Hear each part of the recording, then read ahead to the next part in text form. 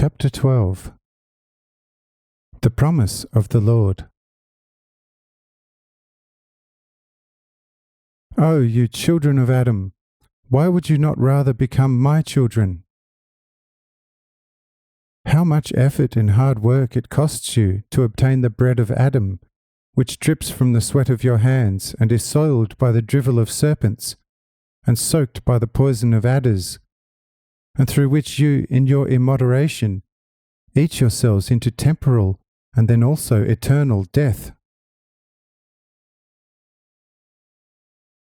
And my bread is spread with the hollow of my love, and soaked in the milk of the forever tree life out of me. You could eat it with the greatest enjoyment, and it would never harm you, but instead strengthen you, and endow you with all the might and power out of me for all eternity, and already temporally. If you would only accept it. Behold, soon after my greatest act, which is the great work of salvation for you, the price for this my bread was still very high, and people could buy it only in small quantities, and that only through the sacrifice of their blood and physical life for me.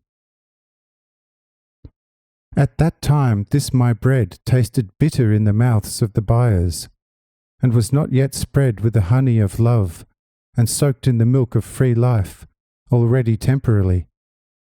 But both the honey and the milk were given the grieving buyers in the right measure, only in the realm of spirits.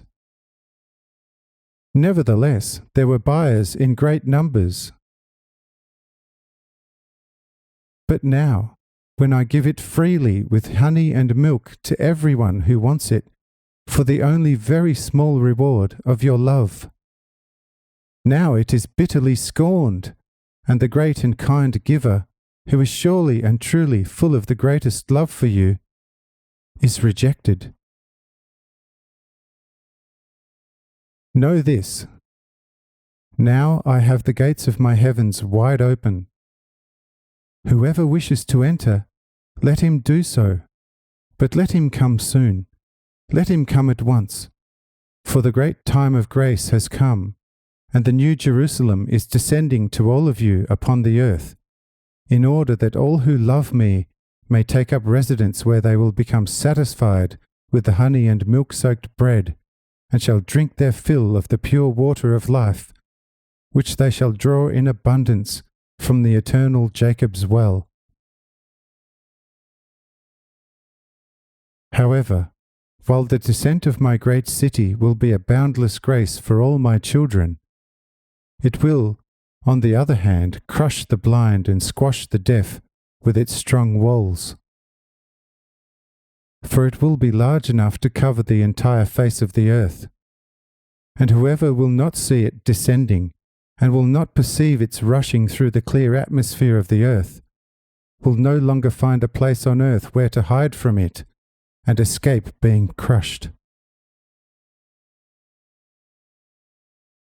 For behold, the weight of its palaces will crush the mountains, levelling them with the valleys.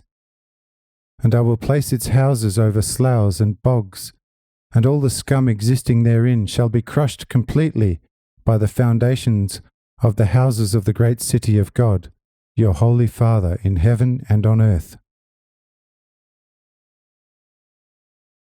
And the true shepherd will call his sheep, and they shall hear and recognize his voice to the ends of the earth.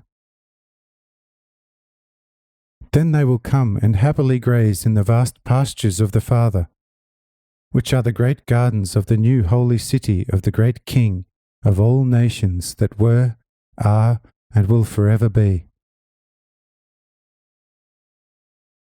These gardens will be the paradise lost through Adam, which I, as the first, have found again and faithfully kept for them as an eternal mansion.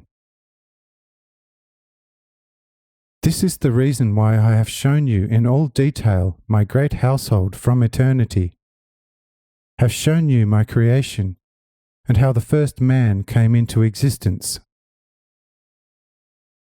I will further show him to you to the end of his days, and will show you the great whore and the destroyed Babylon. And then I will lead you into my great holy city, and there give you a permanent home for all eternity, if you love me above all as I love you.